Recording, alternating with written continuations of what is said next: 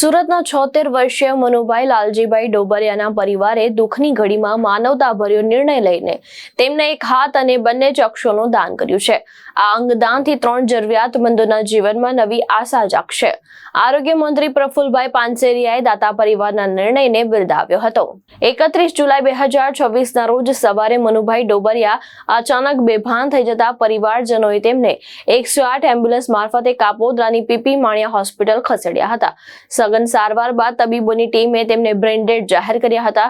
જીવનદીપ organ donation foundation અને શ્રી સૌરાષ્ટ્ર પટેલ સેવા સમાજના સભ્યોએ પરિવારજનો સાથે અંગદાન અંગે સંવેદનશીલ ચર્ચા કરી હતી। પરિવારજનોએ પોતાનું દુઃખ બાજુએ રાખીને મનુભાઈના અંગદાન માટે સંમતિ આપી હતી।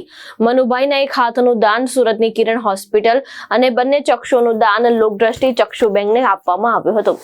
આ દાનથી એક વ્યક્તિને હાથ અને 2 વ્યક્તિઓને દ્રષ્ટિ મળવાની આશા છે। આ જીવનદીપ ઓર્ગન ડોનેશન ફાઉન્ડેશન અને શ્રી સૌરાષ્ટ્ર પટેલ સેવા સમાજના સહિયારા પ્રયાસથી સંપન્ન થયેલું 33મું સફળ અંગદાન છે। આરોગ્ય મંત્રી પ્રફુલ પાનસેરિયાએ પરિવારને સાંત્વના પાઠવી તેમના માનવતાભર્યા નિર્ણયને સમગ્ર સમાજ માટે પ્રેરણારૂપ ગણાવ્યો હતો।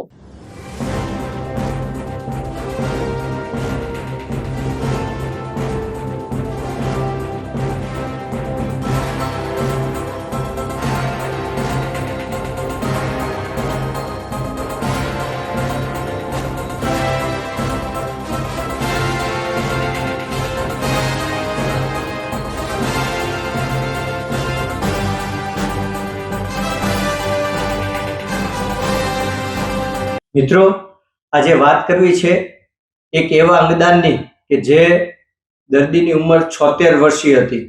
76 વર્ષીય મનુભાઈ લાલજીભાઈ ડોબરિયા, જેઓ મૂળ ધારગણીના વતની અને સુરતમાં હાલ લંબે હનુમાન રોડ ખાતે રહેતા હતા। તેઓને ગતરોજ સવારે 8 વાગે અચાનક ઘરે બેભાન થઈ જતા પીપી માણિયા હોસ્પિટલ ખાતે લઈ આવવામાં આવ્યા હતા અને આજરોજ તેઓને બ્રેન ડેડ જાહેર કરતા તેઓનું અંગદાન થયું હતું। આ અંગદાન માટે સૌરાષ્ટ્ર પટેલ સેવા સમાજના પ્રમુખ શ્રી કાનજીભાઈ ભાલાળા સાહેબનો અમારા ફાઉન્ડર PM ગોંડલિયા પર ફોન આવ્યો હતો કે એક પેશન્ટ પીપી માણિયામાં છે, આપ આવો અને પરિવારજનોને મળીએ। અમે લક્ષ્મણભાઈ શાણી થકી પરિવારજનોને મળ્યા હતા અને આ વિચારને તેઓએ વધાવી લીધો હતો। આ અંગદાનના કાર્યને વેગવંતુ બનાવવા આજરોજ ગુજરાત રાજ્યના આરોગ્ય મંત્રી શ્રી પ્રફુલભાઈ પાનસેરિયા જાતે ઉપસ્થિત રહ્યા હતા અને પરિવારને સાંત્વના પણ પાઠવી હતી, સાથે આવા સાહસિક નિર્ણય બદલ તેઓને અભિનંદન પાઠવ્યા હતા। આપણે સૌ મળી અને આ ઓર્ગન ડોનેશન માટે સૌએ ઝુંબેશ ઉપાડવી જોઈએ અને અંગોથી વંચિત લોકોને ઝડપથી અંગો મળે એના માટે આપણે સૌ એકજૂટ થઈ અને આ કાર્યને આગળ વધારીએ। જય હિન્દ, જય Bharat. Vipul Talaviya, Jeevandeep organ donation foundation, Surat. Bhavesh Upadhyay, Drishtikon news, Surat.